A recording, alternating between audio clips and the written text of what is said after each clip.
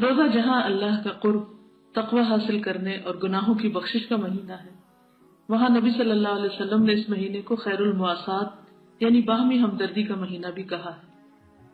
ہمیں اللہ تعالیٰ کے ساتھ کیے ہوئے عہد کو نبھانے کے علاوہ بندوں کے ساتھ بھی احسان کرنا چاہیے۔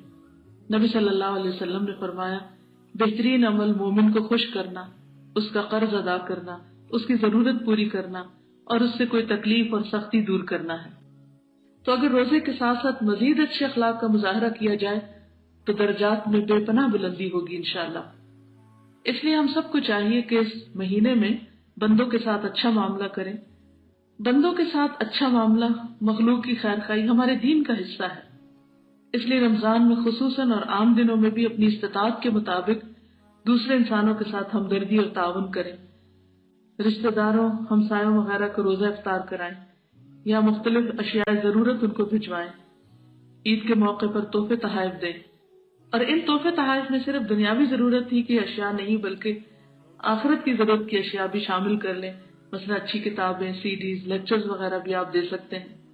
اسی طرح بیواؤں، یتیموں، محتاجوں کی مدد کریں۔ کوئی بیمار ہو تو اس کی عیادت کریں۔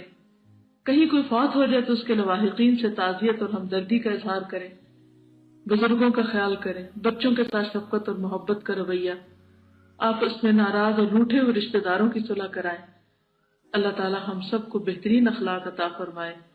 اللہ آپ سب کا حامی و ناصر ہو۔ السلام علیکم ورحمۃ اللہ وبرکاتہ۔